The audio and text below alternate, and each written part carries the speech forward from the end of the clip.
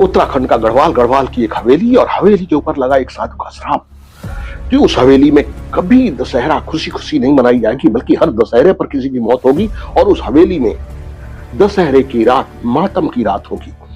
इस साधु ने यह श्राप दिया था और हर साल दशहरा की रात किसी न किसी की मौत होती है और मौत भी बड़ी अजीबोगरीब मौत। क्या आप सोच सकते हैं कि घर का एक सदस्य अचानक 11 बजे रात को उठकर छत की ओर भागता है, छत पे पहुंचता है, सब उसे रोकने की कोशिश करते हैं, लेकिन वो उसके ऊपर क्या दैवीय असर होता है कि वो कहता है कि दादाजी लेने आए हैं, पिताजी लेने आए हैं। सबके रोकने के बावजूद वो नहीं मानता और आखिर छत से छलांग लगा देता है, उसकी मौत हो जाती है। किसी साधु के श्राप से ऐसा हो सकता है? दोस्तों, मैं हूं पारस जायसवाल और मैं लेकर आया हूं आपके लिए अपनी लिखी वो कहानियां जो आपको हैरान भी करेंगी और आपका मनोरंजन भी करेंगी। सस्पेंस कहानियों की दुनिया में आपका स्वागत है। ये मेरी इस कहानी का दूसरा एपिसोड है, साधु का श्राप, जिसका ये दूसरा एपिसोड है। अगर आपने पहला एपिसोड नहीं देखा तो मैं कहूंगा कि पहले पहला एपिसोड देखिए। इस कहानी का पूरा मजा लेने के लिए पहला एपिसोड देखना ही चाहिए।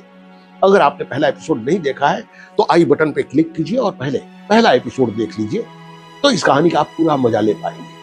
तो पहला एपिसोड देखिए और अगर आपने देख लिया है तो फिर शुरू करते हैं ये कहानी। ये घटना आग की तरह पूरे उत्तराखंड में फैल चुकी थी और सभी लोग इस घटना से हैरान थे कि ऐसा कैसे हो सकता है कि एक साधु ने श्राप दिया और उस श्राप की वजह से कोई रात को 11 बजे अपने घर से छत पर पहुंच जाए और छत पर सबको बताए कि मेरे दादाजी लेने आए हैं, मेरे पिताजी लेने आए हैं, चाचा और ताऊ लेने आए हैं, उनके पूर्वज उन्हें दिख रहे हो, और फिर वो छत से छलांग लगा दे।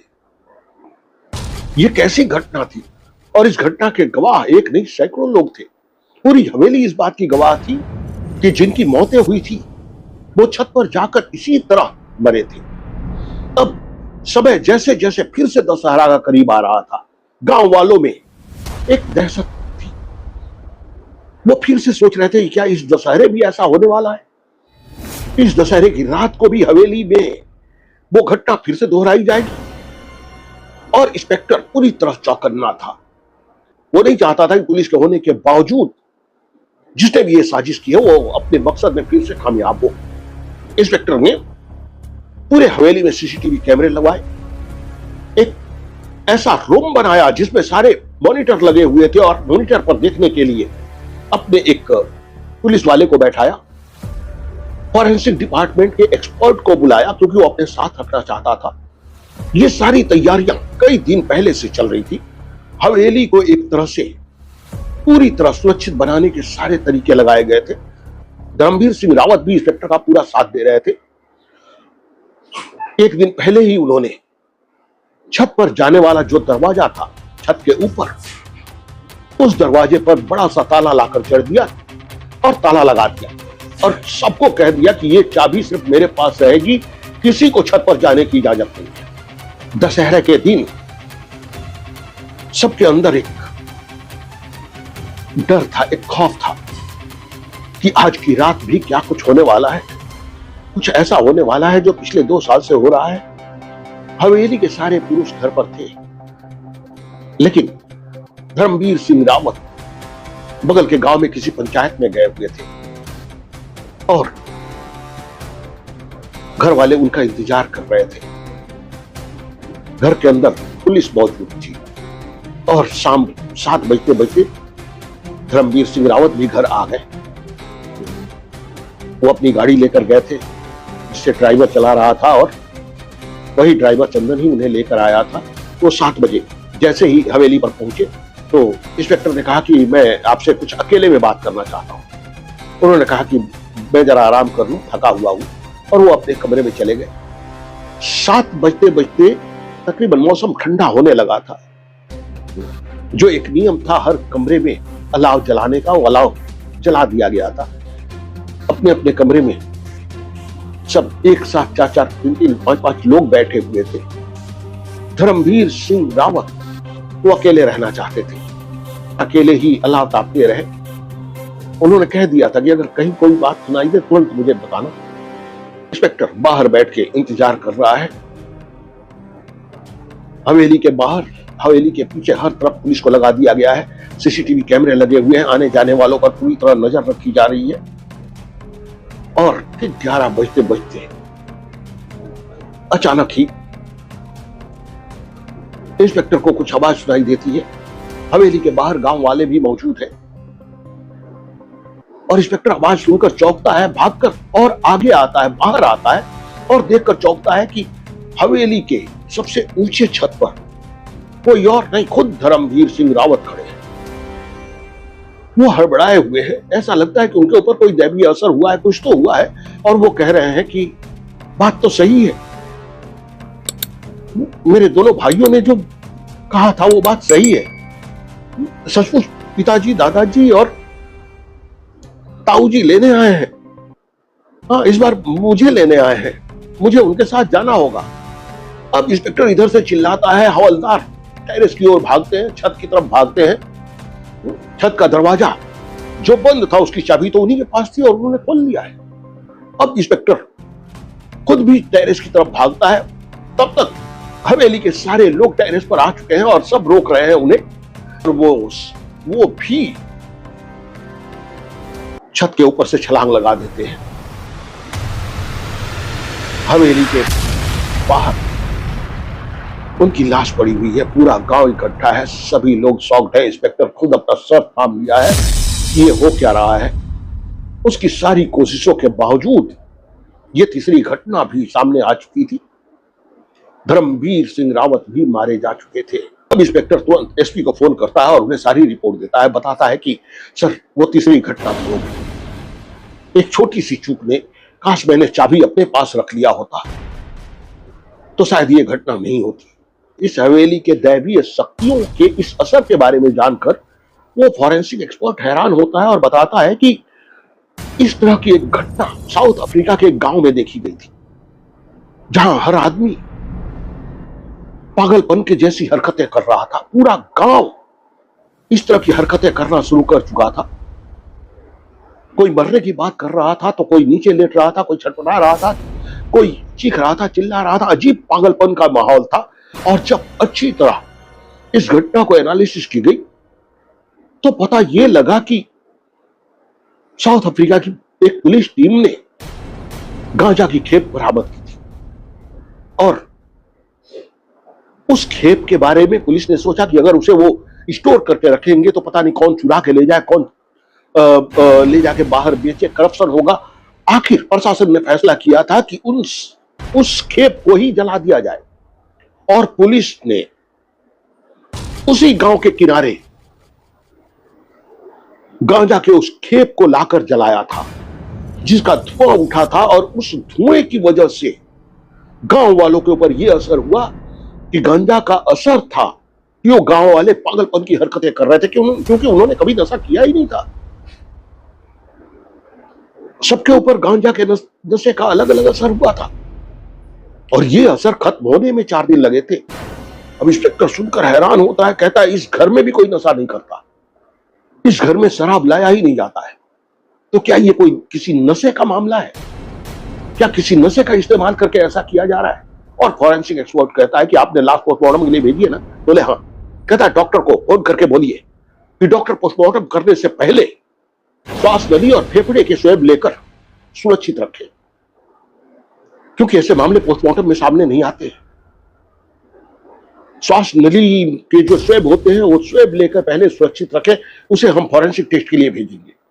इंस्पेक्टर सुनकर चौंकता है, वो तुरंत हॉस्पिटल फोन करता है, डॉक्टर से बात करता है। अब फॉरेंसिक एक्सपर्ट कमरे में जाता है, चेक करना शुरू करता है। फॉरेंसिक एक्सपर्ट आसपास देखता है, तकिए, चादर पे और खिड़कियों पे काले धब्बे लगे हुए हैं, धुएं के कुछ निशान हैं, जिसे देखकर वो कहता है कि ये धुआं धुआं क्यों है। और इंस्पेक्टर बताता है कि ठंड की रात है, यहां अलाव जलाया जाता है। वो अलाव देखता है, अलाव जला हुआ है। वो अलाव की मिट्टी को कुरेद के देखता है और उसके अंदर उसे गोल मिर्च का एक दाना मिल जाता है, जिसे उठाकर देख के वो हैरान होता है और कहता है कि ये अलाव के अंदर ये दाना कैसा है, जो एकदम गोल मिर्च, काली मिर्च के जैसा है। तो वो तुरंत उस अलाव की जली राख को भी सील करवाता है और फॉरेंसिक लैब भेजता है कि इसमें कौन कौन सी लकड़ियां जली है, ये राख किस चीज की है। फॉरेंसिक एक्सपर्ट कहता है कि वो जो श्वास नली से स्वैब लिए गए हैं फेफड़ों से स्वेब लिए गए हैं, उसका फॉरेंसिक टेस्ट करवाना है। और वो फॉरेंसिक टेस्ट का नाम भी बताता है गैस क्रोमेटोग्राफी मास स्पेक्ट्रोमेट्री, जिसे जीसी और एमएस भी कहते हैं। वह इंस्पेक्टर से कहता है कि ये नोट लगाकर फॉरेंसिक टेस्ट के लिए भेजो, मुझे लगता है कि इसमें जो रिपोर्ट आएगी वो हमारे लिए कुछ न कुछ रास्ते जरूर खोलेगी। और फॉरेंसिक टेस्ट के लिए भेजा जाता है। इंस्पेक्टर को अब फॉरेंसिक टेस्ट रिपोर्ट का इंतजार था, क्योंकि ये आखिरी उम्मीद थी कि शायद फॉरेंसिक टेस्ट रिपोर्ट के आने के बाद ही कोई खुलासा हो और इस सच्चाई तक पहुंचा जा सके। अब इंस्पेक्टर ने ये पता लगाना शुरू किया कि हवेली के दुश्मन कौन है, कौन इस तरह की साजिश कर सकते हैं। अगर ये साजिश है तो इसके पीछे किसका हाथ हो सकता है। वह गांव के लोगों से पूछताछ करना शुरू किया, बात करना शुरू किया, और फिर उसके सामने एक कहानी खुली जो 12 साल पुरानी कहानी थी। 12 साल पहले उस गांव में एक और परिवार रहता था, बाप, बेटी और एक छोटा भाई, मुन्ना लाल छोटे भाई का नाम था। बाप एक गरीब था और बेटी थी केतकी, जो 17-18 साल की थी। मजदूरी करके बाप घर में अपनी बेटी और बेटे को पाल रहा था। और दयाल सिंह रावत ने 12 साल पहले, जब उनकी उम्र 28-29 साल थी, उन्होंने उस केतकी की इज्जत लूटी थी। और जब केतकी ने इस बात की आवाज उठाई, जब शोर मचाना शुरू किया, गांव के पंचायत वालों को बताया, और वीरेंद्र सिंह ने भरी पंचायत में सबके सामने उस केतकी नाम की लड़की को चरित्रहीन साबित किया था। उसने कुछ ऐसे लड़के खड़ा कर दिए जिन लड़कों ने सीधे लड़की केतकी की तरफ उंगली उठाई थी और ये साबित किया था कि केतकी खुद ही चरित्रहीन है, लालची है। भरी पंचायत में केतकी इस बेइज्जती को बर्दाश्त नहीं कर सकी और घर जाकर उसने खुदकुशी कर ली। बाप की तो जैसे दुनिया ही लूट चुकी थी। बाप भी इस अपमान और बेइज्जती को बर्दाश्त नहीं कर पा रहा था और उसने भी खुदकुशी कर ली। बाप बेटी दोनों मर गए थे। बच गया था सिर्फ मुन्ना लाल, जो एक 12 साल का लड़का था, जिसने अपनी बहन की और अपने पिता की हालत देखी थी। अब गांव में रहने के लायक कुछ रह नहीं गया था और वो 12 साल के लड़के ने भी गांव छोड़ दिया था। वो कहां गया, क्या हुआ, उसके बाद किसी को नहीं पता।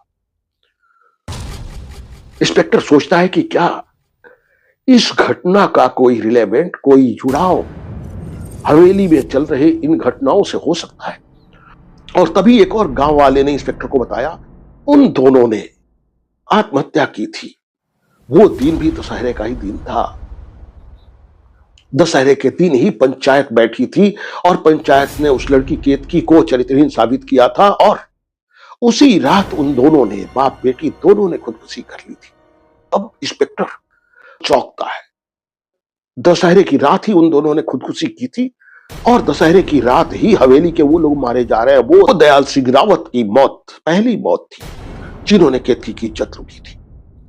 दयाल सिंह रावत के बाद जिनकी मौत हुई वो थे वीरेंद्र सिंह रावत, जिन्होंने उस लड़की को चरित्रहीन साबित किया था। और उसके बाद धर्मवीर सिंह रावत, जो खुद उस पंचायत में बैठे थे और उस लड़की को चरित्रहीन ठहराने का पहला फैसला उन्हीं का था, जिसे बाकी के पंचायत के लोगों ने माना और उसे चरित्रहीन ठहरा दिया गया। तो क्या वो 12 साल का भाई, जो आज कम से कम 25 साल का हो गया होगा, क्या वो बदला ले रहा है? लेकिन सबसे पहले यह पता लगना जरूरी था कि इनकी मौत हुई कैसे। उसके बाद यह केस आगे बढ़ सकता था और आखिर इंस्पेक्टर के पास फॉरेंसिक रिपोर्ट आती है। फॉरेंसिक एक्सपर्ट को जो उम्मीद थी, उस उम्मीद के हिसाब से, फॉरेंसिक एक्सपर्ट ने जो उम्मीद जताई थी उसके हिसाब से फॉरेंसिक रिपोर्ट आती है और उस रिपोर्ट से सारा केस शीशे की तरह साफ हो जाता है। सारे केस की सच्चाई सामने थी कि ये क्या हुआ, कैसे हुआ, क्यों हुआ, इस तरह मौतें क्यों हुई, इसके पीछे क्या था, क्या राज था, क्या रहस्य था। तो इसका खुलासा होगा अगले एपिसोड में, जो होगा हमारे इस कहानी का तीसरा और अंतिम एपिसोड। इस तीसरे एपिसोड में सारी सच्चाई आपके सामने होगी, तो देखना मत भूलिएगा। साधु का श्राप का तीसरा एपिसोड, जो अंतिम एपिसोड होगा, जिसमें सारे रहस्य खुलने वाले हैं। तो मिलते हैं अगले एपिसोड में। धन्यवाद।